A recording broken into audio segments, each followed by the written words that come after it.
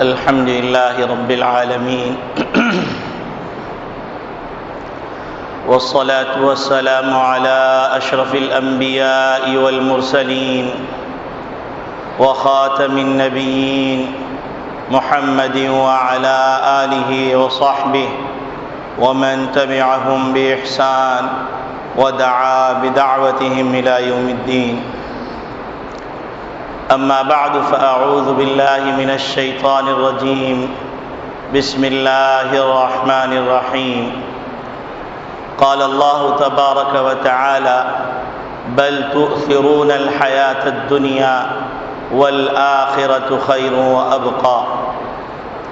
وقال النبي صلى الله عليه وسلم: أكثروا ذكر هازم اللذات، او كما قال علیہ الصلاۃ والسلام. میرے محترم بزرگوں، عزیز دوستوں، دینی اسلامی بھائیوں،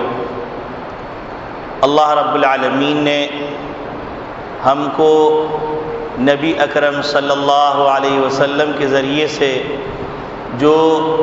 کتاب دستور حیات عطا فرمائی ہے، اس میں اللہ رب العالمین نے جا بجا اپنے بندوں کو خطاب کر کے مختلف بیماریوں کی نشاندہی بھی کی اور ساتھ ساتھ اس کا علاج بھی بتلایا. قرآن کریم کا یہ اعجاز ہے کہ اللہ رب العالمین مختلف انداز سے مختصر جملوں میں بڑی باتیں فرما دیتے ہیں. اگر یوں کہا جائے کہ اللہ رب العالمین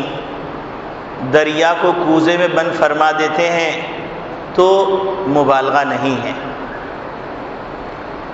اسی قسم کی آیت سورۃ الاعلیٰ کی میں نے آپ کے سامنے تلاوت کی، جس میں اللہ رب العالمین نے انسانوں کی بیماری بھی ذکر فرمائی اور ساتھ ساتھ اس کا علاج بھی ذکر فرما دیا. اللہ رب العالمین نے انسانوں کو بتلایا کہ دنیا کے اندر کہیں فساد نظر آئے، دنیا کے اندر کہیں بے اطمینانی نظر آئے، دنیا میں اگر کہیں بے چینی نظر آئے، دنیا میں اگر کوئی وبال نظر آئے تو سمجھ لینا کہ وہ بیماری، جس بیماری سے یہ سب چیزیں پیدا ہوتی ہیں، وہ اپنے عروج پہ ہو گئی ہیں. جیسے آپ دیکھتے ہوں گے کہ ہم ایک موسم آتا ہے، اس موسم میں بہت سے لوگوں کو نزلہ کھانسی چل رہی ہوتی. ایک موسم آتا ہے جس میں اندھوریاں نکلی ہوئی ہوتی ہیں اور کئی لوگ اس بیماری میں مبتلا ہوتے ہیں. اسی طریقے سے موسم آتا ہے آشوب چشم کا، تو جس کو دیکھو آنکھ کی تکلیف میں مبتلا ہے. تو بالکل اسی طریقے سے کچھ روحانی بیماریاں ہیں. اگر وہ روحانی بیماریاں اپنے عروج پہ پہنچ جائیں تو ان بیماریوں کے جو نقصانات ہیں وہ ہر جگہ نظر آنے لگتے ہیں. اس آیت کے اندر اللہ رب العالمین نے ہماری بیماری کا تذکرہ فرمایا اور اس کے اثرات جو نظر آ رہے ہیں وہ اس کی تشخیص کی علامت ہے. کہ اگر ہم دیکھیں تو ہر طرف یہ نظر آتا ہے کہ ہماری سوچ کا محور دنیا بن گئی، دنیاوی لذتیں بن گئی ہیں، دنیاوی آسائشیں بن گئی ہیں. ہمارے فیصلے، ہماری خوشی کا دار و مدار، ہماری ہر طرح کی تدبیر کا دار و مدار اس بات پر ہے کہ ہم دنیا کو ترجیح دینے لگے. ہم کوئی فیصلہ کرتے ہیں تو اس میں اس بات کو ملحوظ رکھتے ہیں کہ اس میں دنیا کا کتنا فائدہ ہے۔ اگر آپ دیکھیں گے تو آپ کو نظر آئے گا کہ ایک آدمی اگر اس کو ایک فیکٹری میسر ہے تو اس کے دماغ کے اندر یہ دھن سوار ہے کہ وہ کسی طرح دو ہو جائیں۔ اگر دو فیکٹریاں ہیں تو اس کے دماغ میں یہ دھن سوار ہے وہ کسی طرح تین ہو جائیں۔ اگر ایک گھر ہے تو دھن سوار ہے کہ وہ دو ہو جائیں، یا اگر 500 کا ہے تو وہ 1000 کا ہو جائے، 1000 کا ہے تو وہ 2000 کا ہو جائے، اور 2000 کا ہے تو وہ 3000 اور 4000 کا ہو جائے۔ پھر اسی طریقے سے اگر ایک گاڑی ہے تو 2 گاڑیاں ہو جائیں۔ اگر ایک گاڑی ٹویوٹا ہے تو اب تمنا یہ ہے کہ اس سے اعلیٰ کوئی گاڑی ہو جائے، وہ گاڑی میسر آ جائے تو پھر تمنا یہ ہے کہ اس سے اعلیٰ گاڑی میسر آ جائے۔ اور معاملات زندگی کے اندر بھی اگر آپ دیکھیے تو ہم کو یہی نظر آتا ہے کہ معاملات کرنے جا رہے ہیں تو اس میں اللہ کو سامنے نہیں رکھا جاتا۔ اس میں یہ ہوتا ہے کہ کسی آدمی سے معاملہ کیا اور معاملہ کرنے کے اندر کہیں 2 پیسے کا فائدہ نظر آیا تو معاہدہ توڑ دیا، معاملہ اپنے فیور میں کر لیا، اور زبان میں ہیر پھیر کر لی، وقت میں ہیر پھیر کر لی، وعدہ خلافی کر لی، جو چیز دکھائی گئی وہ چیز نہیں دی گئی۔ اور اگر پہلے شپمنٹ میں وہ چیز دے دی گئی تو دوسرے شپمنٹ میں مخلوط کر دیا گیا۔ اگر دنیا کے اندر جتنا بھی آپ فساد دیکھیں گے تو اس فساد کے اندر اس بیماری کو دخل ہوگا جس بیماری کا تذکرہ اللہ رب العالمین نے قرآن کریم کی اس آیت میں کیا ہے، بل تؤثرون الحیات الدنیا، کہ تمہاری بیماری یہ ہے کہ تم ہر معاملات کے اندر دنیاوی زندگی کو ترجیح دیتے ہو۔ یہ ہماری ایک اجتماعی بیماری ہے۔ اس اجتماعی بیماری کے اسباب ہم کو نظر آ رہے ہیں، اس کے اثرات نظر آ رہے ہیں کہ ہر طرف فساد ہی فساد ہے۔ اگر یہ بیماری اپنے عروج پہ نہ ہوتی تو یہ فساد بھی نہیں ہوتا۔ اگر ایک ہی قسم کے بیمار چلے آ رہے ہیں اور ہر بیماری کے پیچھے یہی سبب ہے تو اندازہ اس سے یہ ہوتا ہے کہ یہ بیماری اپنے عروج پہ پہنچ گئی۔ اب آپ بازاروں میں دیکھیے تو اگر آپ کو کہیں فساد نظر آ رہا ہے تو اس فساد کے پس پردہ یہی بات کار فرما ہے کہ ہم نے دنیا کو اصل سمجھ لیا ہے، ہم نے دنیاوی مفادات کو اصل سمجھ لیا ہے، حتیٰ کہ وہ شعبے جو شعبے کبھی خدمت کے شعبے سمجھے جاتے تھے وہ شعبے بھی کمرشل ہو گئے۔ مثلاً ڈاکٹر کا شعبہ، میڈیکل سائنسز کا شعبہ، یہ ایک ایسا شعبہ ہے جس میں انسانیت کی خدمت بہت اعلیٰ طریقے سے کی جا سکتی ہے، لیکن اگر آپ دیکھیں گے تو اس کے اندر بھی آپ کو نظر آئے گا کہ ایک ڈاکٹر نے اگر اپنا پرائیویٹ ہاسپٹل بنا لیا ہے تو اب اگر وہ کسی سرکاری ہاسپٹل میں بیٹھا ہوا ہے تو وہ پرچی لکھ کے دیتا ہے کہ شام کے بعد آپ فلاں جگہ پر آپ مجھ سے چیک اپ کروا لیجئے گا۔ اب وہاں پر 20 روپے کی پرچی بنتی ہے تو یہاں 400 روپے کی پرچی بنتی ہے۔ اسی طریقے سے ایک بیمار آیا، اس کو نزلہ کھانسی ہے تو اس بیمار کو لکھ دیا کہ آپ اپنا خون ٹیسٹ کرائیے، یورین ٹیسٹ کرائیے، اسٹول ٹیسٹ کرائیے، اور لیور فنکشن کا ٹیسٹ کرائیے، اور فلاں ٹیسٹ کرائیے۔ اس کی وجہ یہ ہے کہ ظاہر سی بات ہے یہ ساری مشینری حاصل کی گئی، خریدی گئی، تو اب اس کا خرچہ بھی تو چلانا ہے۔ اسی طریقے سے آپ جائیں دوسرے شعبوں کے اندر تو آپ کو یہی نظر آئے گا کہ آپ جا رہے ہیں اور آپ منہ مانگی قیمت بھی ادا کر رہے ہیں لیکن آپ کی مرضی کا سودا آپ کو نہیں مل رہا۔ اسی طریقے سے زندگی کے شعبے کے اندر کباڑہ جو نظر آ رہا ہے وہ یہی بیماری ہے کہ بل تؤثرون الحیات الدنیا، کہ تم ہر معاملے میں دنیاوی زندگی کو ترجیح دینے لگے، اللہ کو بھول گئے، اللہ کے احکامات کو بھول گئے۔ اللہ کے سامنے جواب دہی کا احساس بھول گئے، اور یہ فکر بھی ختم ہو گئی کہ کل کو ایک زندگی آنے والی ہے جس زندگی کے اندر ہمیشہ ہمیش کی کامیابی کا فیصلہ ہونا ہے یا ہمیشہ ہمیش کی ناکامی کا فیصلہ ہونا ہے۔ یہ تو انسان کی انفرادی اعمال ہے۔ اسی طریقے سے آپ اوپر آتے چلے جائیے، بڑے شعبوں میں آ جائیے تو آپ کو یہی نظر آئے گا کہ بڑے شعبوں کے اندر بھی جو رعایا سے اوپر حکمرانوں کے شعبے ہیں تو اس کے اندر بھی یہی بیماری نظر آتی ہے۔ ملکی مفاد، قومی مفاد، ملی مفاد، مذہبی مفاد وہ درپردہ۔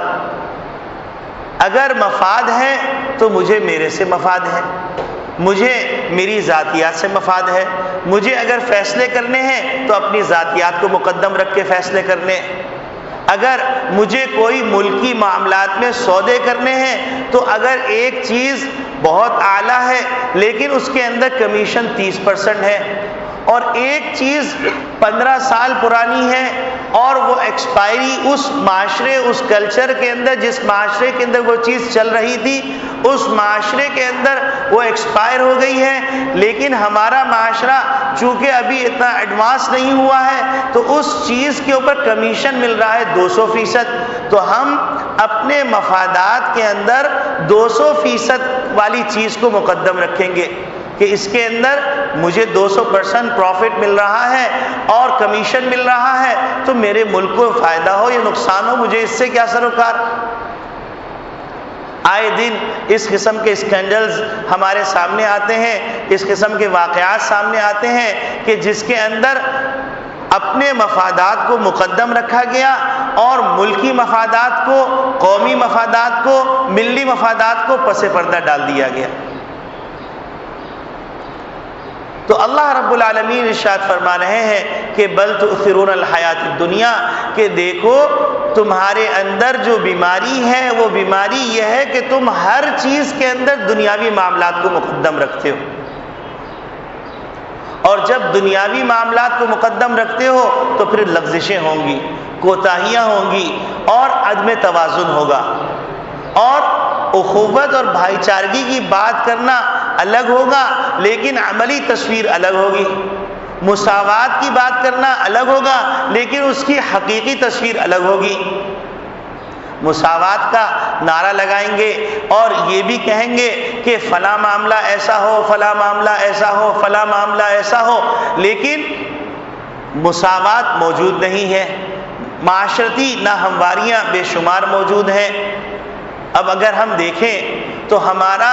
توازن کس قدر خراب ہو چکا ہے، ہمارا پیمانہ کس قدر الٹ گیا ہے، اور اس پیمانے کے اندر ہم کو نظر آئے گا کہ اس پیمانے میں نظر یہ آئے گا کہ ہم دشمن تو دشمن، اپنے صحافی، اپنے کالم نگار، اپنے مضمون نویس بھی اس گنگا کے اندر ہاتھ دھوتے ہوئے نظر آئیں گے۔ مثلا اگر کوئی مسلمان عورت پردہ کر لے تو ہم کہیں گے کہ یہ بڑی دقیانوس عورت ہے، بہت بیہودہ عورت ہے، ماڈرن کلچر اور جدید تقاضوں سے ہم آہنگ نہیں ہے، اس کو کچھ علم ہی نہیں، اور مغربی پروپیگنڈے کے ساتھ ہم بہنا شروع ہو جائیں گے۔ اور یہی اگر آپ غور فرمائیں کہ اگر ایک نن، ایک راہبہ، وہ عورت جو چرچ کے اندر ہوتی ہے وہ اسکارف پہنتی ہیں، اگر کوئی تنقید کرے کہ بھائی مسلمان عورت اسکرٹ پہن کر اگر اسکارف پہن لیتی ہیں اور کالج میں آتی ہے، یونیورسٹی میں آتی ہے، تو وہ عورت ہم کو یہ نظر آتی ہے کہ وہ بہت ہی زیادہ فنڈامنٹلسٹ ہے، وہ بہت ہی زیادہ دقیانوس ہے،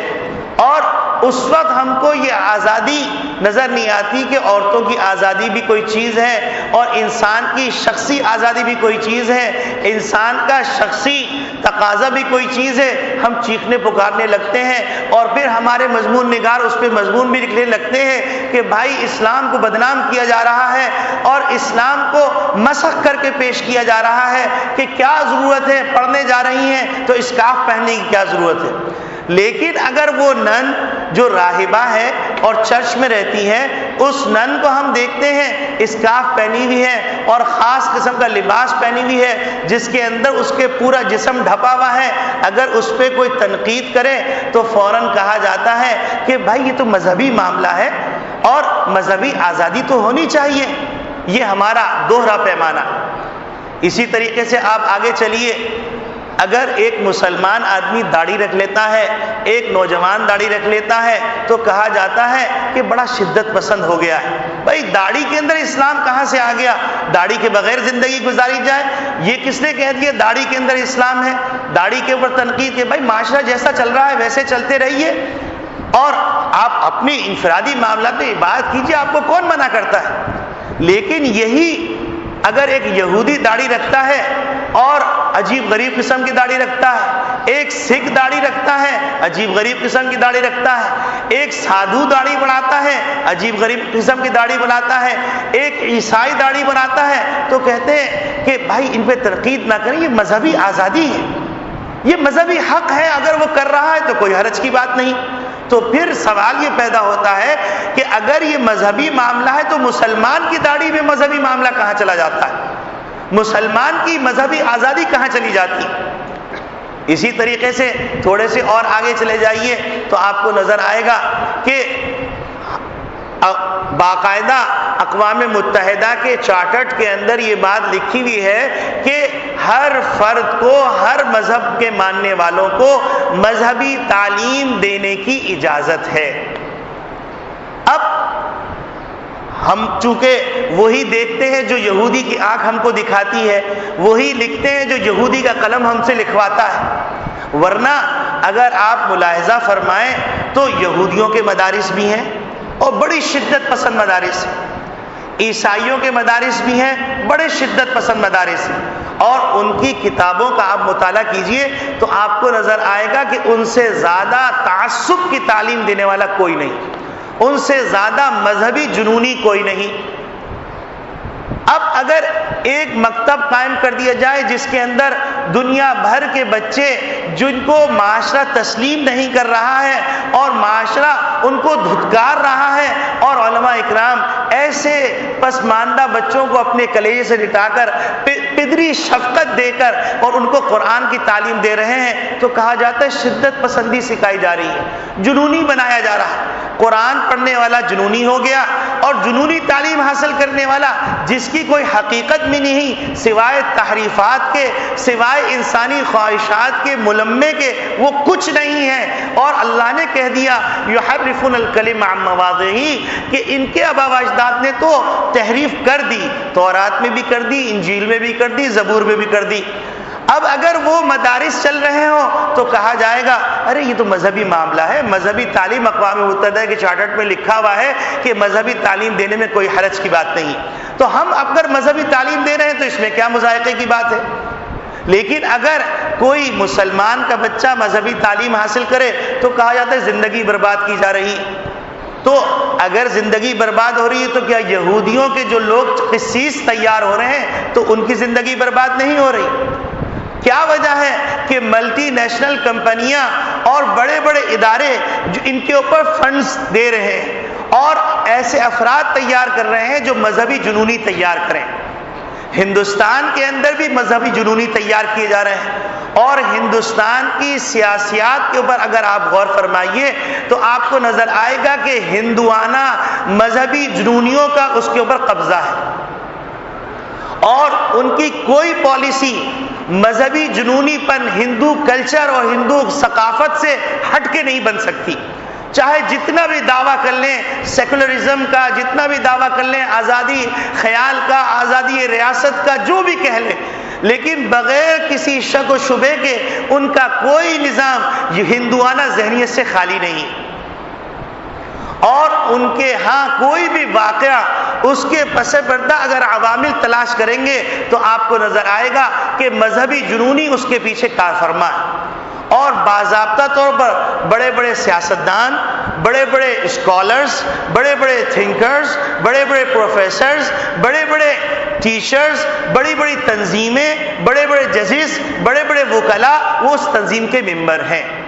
تو وہاں پر دنیا کوئی نہیں کہتی کہ یہ مذہبی جنونی کہاں سے پیدا ہو رہے ہیں۔ لیکن اگر مسلمان قرآنی تعلیم حاصل کرے تو کہا جاتا ہے مذہبی جنونی تیار کیے جا رہے ہیں، دہشت گرد تیار کیے جا رہے ہیں، ان کو فنڈز کون دے رہا ہے؟ ارے میرے بھائیوں، میرے دوستوں، اگر ہم سوچیں یہ مدارس تو ایک فرض کفایہ ادا کر رہے ہیں کہ اگر یہ بچے قرآن اور حدیث کی تعلیم حاصل نہ کریں تو پوری امت گنہگار ہو جائے گی اور اللہ کے ہاں اس کی بازپرس ہوگی، اللہ کے ہاں اس کی پکڑ ہوگی اور سخت ترین سزا کے مستحق قرار پائیں گے۔ یہ سارے علماء اور یہ سارے طلباء جو دین علم حاصل کر رہے ہیں یہ امت کی طرف سے قرضہ ادا کر رہے ہیں، اور دنیا کا قرضہ تو معمولی قرضہ ہوتا ہے، وہ تو ادا ہو جائے گا اور دنیا کے اندر ہی معاملہ ہو جائے گا، لیکن اللہ کا قرضہ کوئی چکا نہیں سکتا۔ تو امت مقروض ہے اور یہ مدارس، یہ علماء اس کا قرضہ ادا کر رہے ہیں، ان کی طرف سے اللہ کے غضب کو ٹھنڈا کر رہے ہیں۔ یہ جو دنیا کے اندر لوگ سانس لیتے ہوئے نظر آ رہے ہیں اور دنیا کے اندر جو سکون نظر آ رہا ہے، اور جتنا بھی سکون ہے چاہے اس کو آپ سکون مانیں نہ مانیں، لیکن یہ ماننا پڑے گا ایک تو حضور صلی اللہ علیہ وسلم کی دعاؤں کا صدقہ ہے اور دوسرے حضور صلی اللہ علیہ وسلم کے جو وارثین ہیں ان کی محنتوں کا صدقہ۔ تو ایک بات تو یہ کہ اللہ رب العالمین نے ہماری بیماری کا تذکرہ فرمایا اور کہا بل تؤثرون الحیات الدنیا، کہ دیکھو تمہاری جو بیماری ہے تم ہر معاملے کے اندر دنیا کو ترجیح دیتے ہو۔ جب دنیا کو ترجیح دیتے ہو تو ظاہر سی بات ہے مغربی میڈیا جو چلاتا ہے یا مغرب کی استعمار جو ہم سے مطالبے کرتا ہے تو ہم دیکھتے ہیں کہ ارے اگر ہم ان کی بات نہیں مانیں گے، ان کی آواز میں آواز نہیں ملائیں گے، ان کے قلم کے ساتھ قلم ملا کر نہیں چلیں گے تو ہمارے اتنے ڈالر کے جو قرضے ملنے والے ہیں وہ رک جائیں گے۔ حالانکہ اگر دیکھا جائے تو وہ قرضے نہیں ہیں، حقیقت کے اندر وہ تو غلامی کا طوق ہے کہ قرضہ تو نام ہے لیکن اس کے پیچھے جو شرائط نامہ ہے اس شرائط نامے کا مطالعہ فرمائیے تو آپ کو نظر آئے گا کہ تم فلاں فلاں اداروں سے خون نوچ کر ٹیکس کے نام پر تم ہمارے بینکوں میں جمع کرواؤ گے، تم فلاں فلاں جو تمہارے ملک کے لوگوں کی آزادیاں ہیں ان آزادیوں کو سلب کرو گے، اور تمہارے جو پروفیٹیبل ادارے ہیں ان اداروں کو تم نیشنلائز کر دو گے یا تم کو ان کو نجی ملکیتوں میں دے دو گے، اور فلاں فلاں ہمارے مطالبے پورے کرو گے، فلاں فلاں چیزیں جو تمہاری آزادی کے لیے ضروری ہیں ان چیزوں کو تمہیں چھوڑنا پڑے گا اور تمہیں ان چیزوں سے دستبردار ہونا پڑے گا۔ پورے عالم اسلام کے اندر پاکستان کی حیثیت دل کی ہے، چاہے کوئی مانے یا نہ مانے۔ اب اس دل کی اگر طاقت زیادہ ہوگی تو ظاہر سی بات ہے مسلم معاشرہ طاقتور زیادہ ہوگا اور دشمن کی آنکھ کے اندر زیادہ وہ کھٹکے گا، تو جب زیادہ کھٹکے گا تو ظاہر سی بات ہے مونگ پھلی کا دانہ دیا گیا اور کہہ دیا گیا کہ بھائی آپ اپنی یہ تمام جو طاقت کی چیزیں ان کو ختم کر دیجئے، ہم ہیں بیٹھے ہوئے آپ کی حفاظت کرنے کے لیے، آپ پہ کوئی مسئلہ آئے گا تو ہم آپ کا دفاع کریں گے۔ تو اس وقت اگر ہم اوپر سے لے کے نیچے تک غور کرتے چلے جائیں تو ہم کو یہی نظر آئے گا کہ سورۃ الاعلیٰ کے اندر اللہ رب العالمین نے یہ جو بات فرمائی ہے بل تؤثرون الحیات الدنیا، کہ تم ہر معاملات کے اندر دنیاوی زندگی کو ترجیح دینے لگے ہو۔ اگر تم اخروی زندگی کو ترجیح دیتے، اللہ کے سامنے جواب دہی کا احساس کرتے، تو پھر کس کا خوف؟ بھائی جب اللہ کسی کا ہو جائے گا تو کوئی مائی کا لال ہے تمہیں نقصان پہنچا سکے؟ ہو ہی نہیں سکتا۔ دنیا نے دیکھا کہ نبی کریم صلی اللہ علیہ وسلم نے جب صحابہ اکرام رضوان اللہ اجمعین کی تربیت کی اور مکی زندگی کے اندر ان کے دل و دماغ کے اندر یہ بات بٹھا دی، پیوست کر دی کہ آخرت اصل ہے، آخرت کی کامیابی اصل ہے، تو پھر آپ دیکھیے کہ رومن امپائر ایک سپر پاور ہے، اس زمانے کے اندر جو کمانڈر ان چیف تھے ان کمانڈر ان چیف سے معاہدہ کیا کہ آپ ٹھیک ہے ہماری شہر کے اندر تشریف لے آئیے، ہم دروازے کھول دیں گے اور آپ ہم سے مذاکرات کیجیے۔ یہ بڑا پیارا سا نعرہ تھا، بڑا پیارا سا دعویٰ تھا کہ ہم مذاکرات کر کے ٹیبل ٹاک کر کے اس گفتگو کو سالو کر لیں گے۔ اب دوسری طرف ہے تو وہی دماغ کا خناس، وہی اسلام کی دشمنی، مسلمانوں کی دشمنی، جس کا فیصلہ اللہ رب العالمین نے قرآن کریم میں کر دیا کہ ان کی سریش میں پڑا ہوا ہے۔ تو ان لوگوں نے یہ تدبیر کی کہ دیکھو یہ جو مجاہدین ہیں اور یہ جو نبی کریم صلی اللہ علیہ وسلم کے صحابہ آ رہے ہیں اور کمانڈر ان چیف جو آ رہا ہے، یہ سارے کے سارے بڑے طویل عرصے سے اپنے گھروں سے دور ہیں۔ ظاہر سی بات ہے جب گھروں سے دور ہیں تو ان کے اندر مختلف قسم کی خواہشات موجود ہیں، جنسی خواہشات ہیں، دیگر خواہشات ہیں، تو لہذا تم ایسا کرنا کہ اپنے قوم کی جو خوبصورت ترین لڑکیاں ہیں، آج کے زمانے میں اس کو سمجھ لیے ماڈل گرلز، تو ان لڑکیوں کو کپڑے اتار کر دکانوں پر جو روم کی سلطنت میں داخل ہونے کے لیے جو مین دروازہ ہے، صدر دروازہ ہے، اس کے دو راہوں کے اوپر جو دکانیں ہیں، ان دکانوں پر ان لڑکیوں کو برہنہ بٹھا دو۔ اب جب یہ وہاں سے گزریں گے اور نگاہ پڑے گی تو ظاہر سی بات ہے فطرت کا تقاضا جوش مارے گا، اللہ نے یہ انسان کے اندر رکھا ہے مادہ، تو اور ان لڑکیوں کو حکم دے دیا کہ اگر یہ مجاہدین وہاں سے گزریں اور تم سے تعارض کریں تو تم منع نہیں کرنا۔ یہ معاہدہ ہو گیا۔ پھر اللہ رب العالمین بھی اپنے برگزیدہ بندوں کو بڑی حکمت سکھاتے ہیں۔ تو سعد ابن ابی وقاص رضی اللہ تعالیٰ نے اپنے سارے مجاہدین کو جمع کیا، کمانڈر ان چیف تھے، اور انہوں نے قرآن کریم کی ایک آیت پڑھی اور فرمایا قل للمؤمنین یغضوا من ابصارہم ویحفظوا فروجہم، کہ اے محمد صلی اللہ علیہ وسلم آپ اپنے مومنین کو کہہ دیجئے کہ اپنی نگاہوں کو نیچے رکھیں، اپنی شرمگاہوں کی حفاظت فرمائیں۔ اب یہ حکم، یہ آیت سنا کر لشکروں کو کہا کہ تم گزر جاؤ۔ اب روایات میں آتا ہے مورخین، متعصب مورخین، یہودی عیسائیوں نے بھی اس بات کا اعتراف کیا ہے، عجیب غریب یہ جماعت تھی، یہ جماعت پورے بازار سے گزر گئی اور اس نے آنکھ اٹھا کے نہیں دیکھا۔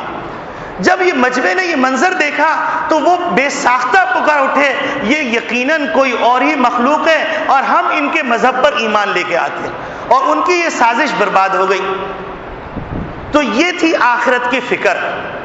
جب نبی کریم صلی اللہ علیہ وسلم نے ان کے اندر آخرت کی فکر پیدا کی تو ان کے ہر فیصلے آخرت کو مد نظر رکھ کے ہوتے تھے کہ ہمیں اللہ کو جواب دینا ہے، ہمیں رسول اللہ صلی اللہ علیہ وسلم کے سامنے جانا ہے، حوض کوثر پہ ان سے ملاقات کرنی ہے، کہیں ایسا نہ ہو کہ نبی کریم صلی اللہ علیہ وسلم ہم کو دھتکار دیں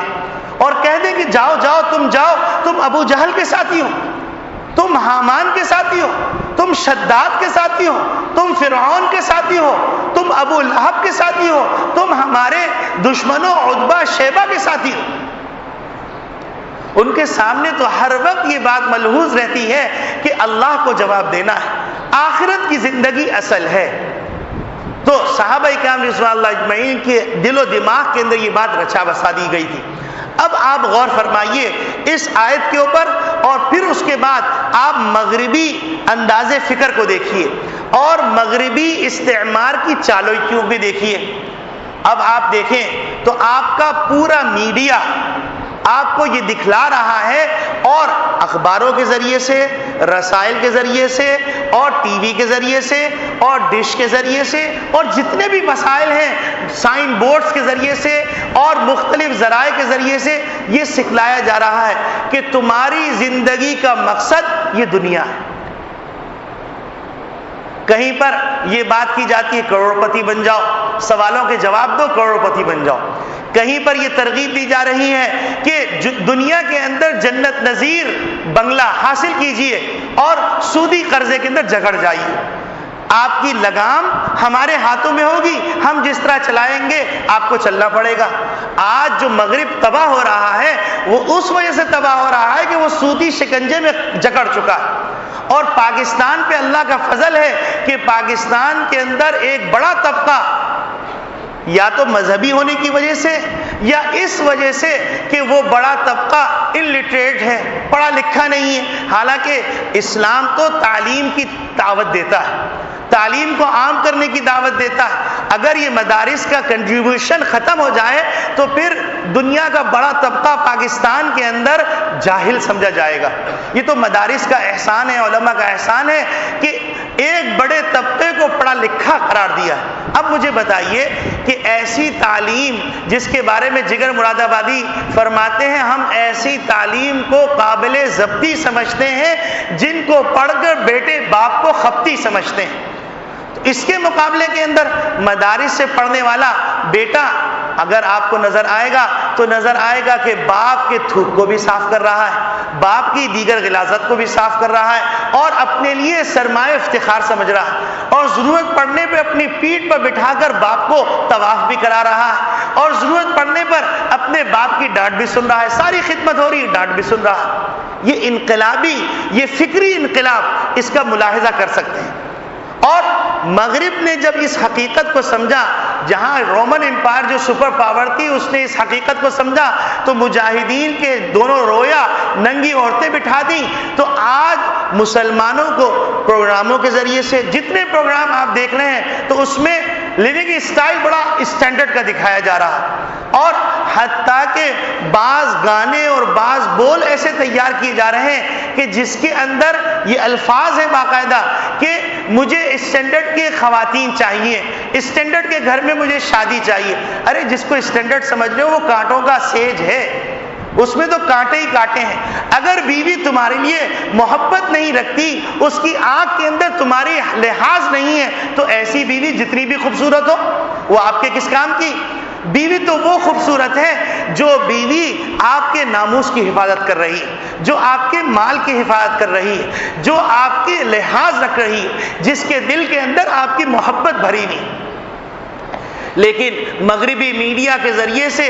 چونکہ ظاہر سی بات ہے الام مدرسۃ اذا اعددتها طیبا شعب العراق کہ ماں تو ایک مدرسہ ہے. اب اگر بہترین ماں ہوگی تو اس کی گود کے اندر سلطان صلاح الدین ایوبی پروان چڑھیں گے، اس کی گود میں طارق بن زیاد پروان چڑھیں گے، اس کی گود کے اندر خالد بن ولید پیدا ہوں گے، اس کی گود کے اندر ایسے ایسے لشکر جرار تیار ہوں گے جن کے اندر حمیت ایمانی ہوگی، جن کے اندر غیرت ایمانی ہوگی، جس کے اندر ولولہ ایمان ہوگا، جو کوڑیوں نہیں کروڑوں کے اندر نہیں بک سکے گا. وہ بھوسی ٹکڑا گوارا کر لے گا لیکن اللہ کی جواب دہی کے احساس کے خاطر اپنے ملک اور اپنے قوم کو سودا نہیں کرے. تو اب آپ ملاحظہ فرمائیے تو آپ کو اس سینیریو کے اندر یہ بات نظر آئے گی کہ بل تؤثرون الحیات الدنیا کہ اے امت مسلمہ تم نے اپنی زندگی کے محور کو دنیاوی مفادات سمجھ لیا. اور جب دنیاوی مفادات کو اصل سمجھ لیا اور پورے میڈیا کے ذریعے سے ذرائع ابلاغ کے ذریعے سے دماغوں میں بٹھایا جا رہا ہے کہ اگر تمہارے پاس بڑا بنگلہ نہیں ہے تو تمہاری زندگی بیکار، تمہاری زندگی کا مقصد یہی ہے. حتیٰ کہ تعلیم جو مقدس چیز ہے اس تعلیم کے آپ اداروں کے اندر جائیے، سروے کیجئے، سروے کرنے کے بعد آپ یہ کوشچن کیجئے آپ تعلیم کیوں حاصل کر رہے ہیں، آپ پی ایچ ڈی کیوں کرنا چاہتے ہیں، آپ میڈیکل سائنس کیوں پڑھ رہے ہیں، آپ انجینئر کیوں بننا چاہ رہے ہیں، آپ فلاں کورس کیوں کر رہے ہیں، آپ سی اے کیوں کر رہے ہیں. تو کہیں گے کہ ظاہر سی بات ہے میں سی اے اس لیے کر رہا ہوں کہ اس کا اسکوپ بہت زیادہ ہے، مجھے بڑے بینیفٹس ملیں گے. تو مجھے بتائیے کہ جس تعلیم کی بنیاد اس بات پر ہو کہ تمہیں اپنے مفادات کی جنگ کے اندر شریک ہونا ہے تو پھر ایسے لوگوں کو تو 2 کوڑی میں بھی خریدا جا سکتا ہے، ایسے لوگوں کو تو معمولی سی جھنکار دکھا کے بھی خریدا جا سکتا ہے، ایسے لوگ تو شراب کے ایک جام میں پلٹ جائیں گے. تو اللہ رب العالمین ارشاد فرما رہے ہیں کہ بل تؤثرون الحیات الدنیا کہ اے امت مسلمہ، اے میری مخلوق، اللہ کا خطاب ہے، اے میری مخلوق تم جو بیماری کے اندر مبتلا ہو وہ تم آخرت کو فراموش کر کے دنیا کو اصل سمجھ لیا ہے. جب دنیا کو اصل سمجھ لیا تو پھر تمہارے لیے ہر کچھ مشکل ہو گیا.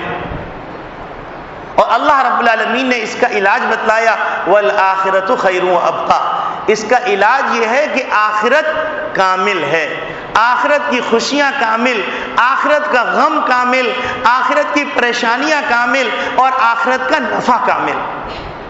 وابقیٰ اور دائمی.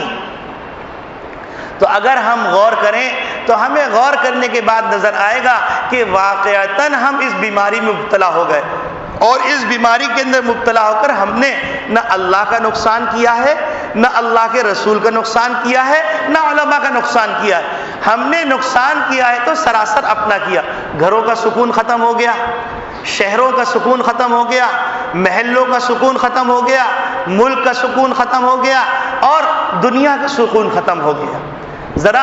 اگر آپ کو مشاہدہ کرنا ہے ان لوگوں کے گھروں میں جھانک کے دیکھیے جو بظاہر 15 لاکھ کا سوٹ پہن کر ایک تقریب کے لیے 15 لاکھ کا سوٹ پہن کر 50 لاکھ کا سوٹ پہن کر آئیں، 2.5 کروڑ کی گھڑی پہن کے آئیں. ان کی پرسنل زندگی میں ذرا جھانک کے دیکھیے تو آپ کو نظر آئے گا یہ تو کانٹوں پہ بلک رہے ہیں،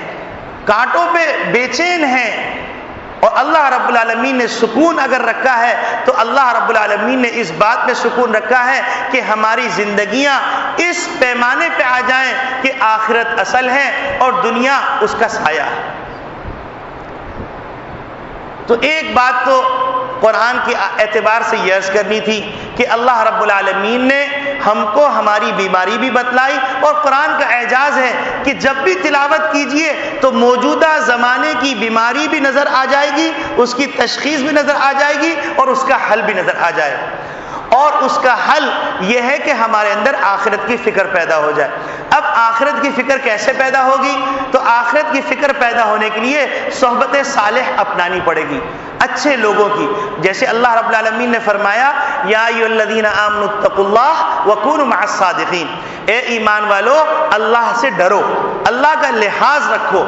اللہ کا لحاظ تم کو ملے گا کہاں؟ وکونوا مع الصادقین، سچوں کے ساتھ ہو جاؤ. اور یہ اللہ والے ہیں، اور اللہ والوں کے ساتھ ہو جاؤ، اللہ والوں کی بات مانو اور اللہ والوں کے ہدایات پر عمل کرو. یہ تو بیماری اور اس کا علاج. اس کے بعد وہ یہ کہ الحمدللہ ثم الحمدللہ ہمارے علماء اکرام نے جامعۃ العلوم الاسلامیہ علامہ بنوئی ٹاؤن کے جو ذمہ داران ہیں، انہوں نے ایک زمانے سے کئی سالوں سے یہ سلسلہ جاری ہے کہ اسکول کے بچوں، کالج کے بچوں اور بڑے مرد و عورت کے لیے مختلف قسم کے کورسز شروع کیے ہوئے ہیں 40 روزہ. ان کورسز کے اندر دین کی بنیادی معلومات جو کہ انسان اپنی ماں کی گود میں سیکھا کرتا تھا، اب وہ ماں کی گودیں ویران ہو گئیں، اور ان ویران گودوں کو دوبارہ ہرا سرسبز شاداب کرنے کے لیے علماء نے یہ محنت شروع کی ہے کہ جامعۃ العلوم الاسلامیہ کے اندر چھٹیوں کے اندر اسکول کالج کے بچوں کے لیے 40 روزہ کورس شروع کیا گیا ہے، تربیتی کورس. اور اسی طریقے سے جامعہ کے فاضل مولانا زکریا صاحب نے جامع مسجد قدسی کے اندر 3 حصوں کے اندر کورس شروع کیا ہوا ہے. بچوں کے لیے بھی ہے، بچیوں کے لیے بھی ہے، اور کالج والوں کے لیے بھی ہے، اور پھر بالغان کے لیے بھی ہے. اس کے مختلف اوقات ہیں، اس میں اپنے بچوں کو بھیجیے اور ان کو یہ بتلائیے کہ تمہارا اصل سرمایہ یہ ہے. تمہاری دنیا کی زندگی تو چند روزہ ہے، آخرت کے لیے کچھ تیاری کرنی. تیسری بات جو عرض کرنی ہے وہ بات یہ عرض کرنی ہے کہ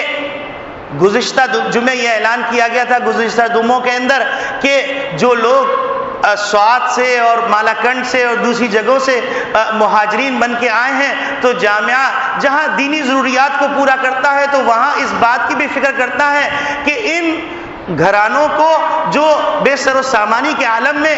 اپنا ملک چھوڑ کے آ گئے، اپنا شہر چھوڑ کے آ گئے، اپنا گاؤں چھوڑ کے آ گئے، تو ان کو امداد پہنچائی جائے. کہیں ایسا نہ ہو کہ ایمان کے ڈاکو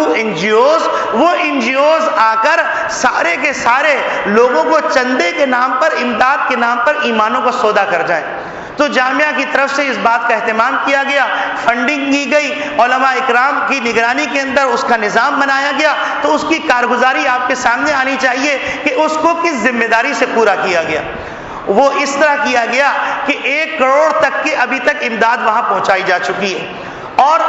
کنٹینر، بڑے بڑے کنٹینر اور ٹرالر جا رہے ہیں. کل بھی گیا ہے ایک ٹرالر اور ابھی آج بھی جائے گا. اور وہاں پر علماء اکرام جو یہاں کے فضلاء ہیں، ان فضلاء کو اس علاقے میں، جن علاقے میں مہاجرین آئے ہیں اور گھروں کے اندر ان کو جگہ دی گئی ہے، تو ان کی تمام فہرستیں علماء اکرام نے جو یہاں کے فضلاء تھے انہوں نے فہرستیں تیار کی. فہرستیں تیار کرنے کے بعد ان کو جمع کیا. جمع کرنے کے بعد ان سے باضابطہ طور پر دین کی تعلیم اور تربیت کی بات کی گئی. دین کی تعلیم اور تربیت کا اہتمام کرنے کے بعد پھر جن کو غلے کی ضرورت تھی ان کو غلے فراہم کیا گیا، آٹا، چاول، دال، گھی، شکر، تیل اور چائے کی پتی، یہ چیزیں ان کو فراہم کی گئی، نمک اور اسی طریقے سے مرچ وغیرہ، یہ تمام چیزیں فراہم کی گئی، اور جن کو جس نوعیت کی ضرورت تھی ان نوعیت سے ان کی امداد کی گئی۔ تو اس کے نتیجے میں الحمدللہ ثم الحمدللہ علماء اکرام اس وقت یہ خدمات انجام دے رہے ہیں۔ یہاں پر میں ایک بات آپ لوگوں کی توجہ کے لیے اور تفریح تباہ کے لیے اور آپ کے اعتماد کو بحال کرنے کے لیے یہ بات عرض کرتا چلوں کہ جو لوگ سوال کرتے ہیں کہ یہ فالتو لوگ پیدا ہو رہے ہیں مدارس سے، انتہائی نکمے جو معاشرے کے اوپر بوجھ ہیں، اب سوال یہ پیدا ہوتا ہے کہ یہ معاشرے کے بوجھ، جن کو بوجھ کہا جا رہا ہے، یہ در حقیقت معاشرے کا بوجھ اٹھانے والے ہیں، اور ان کے اندر یہ درد ہے کہ یہ جو معاشرہ بلک رہا ہے، سسک رہا ہے، دم توڑ رہا ہے، اس دم توڑتے ہوئے معاشرے کی دین کے تحفظ کی فکر کی جائے اور ان کی جو جسمانی ضروریات ہیں ان ضروریات کو وہ پورا کیا جائے اور پوری ذمہ داری سے پورا کیا جائے اور ایک پیسہ بھی اپنی ذات کے لیے استعمال نہ کیا جائے۔ تو الحمدللہ ثم الحمدللہ یہ سارے لوگ کام کر رہے ہیں، اور بہت سے لوگوں نے یہاں تک بھی بتایا کہ وہ لوگ جو دین سے وابستہ ہیں ان کی امداد صحیح مصرف میں پہنچ رہی ہے، اور جو لوگ دین سے وابستہ نہیں ہیں تو ان کی تصویریں اچھی چھپ رہی ہیں،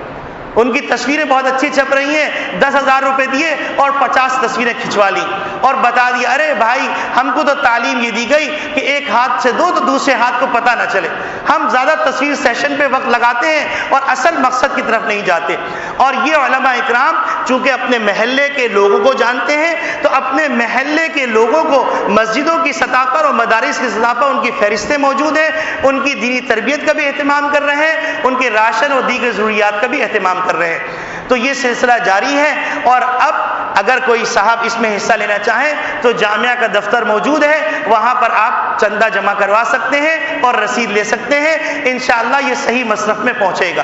تو تمام باتوں کا لب لباب یہ ہے کہ ہم کو یہ سوچنا چاہیے کہ ہم قرآن کی اس آیت پر 100% عمل کرنے والے بن جائیں۔ اللہ رب العالمین سب سے پہلے کہنے والے کو عمل کی توفیق دے، اس کے بھائی بہنوں اور بچوں کو اور اہل و عیال کو توفیق دے، اور پھر سننے والوں کے اعزاء اور رشتہ دار کو اس کی توفیق عطا فرمائے۔ اللہ رب العالمین میرے حلق سے نکلی ہوئی بات میرے دل میں اتر جائے اور آپ کے کان تک پہنچنے والی بات آپ کے دل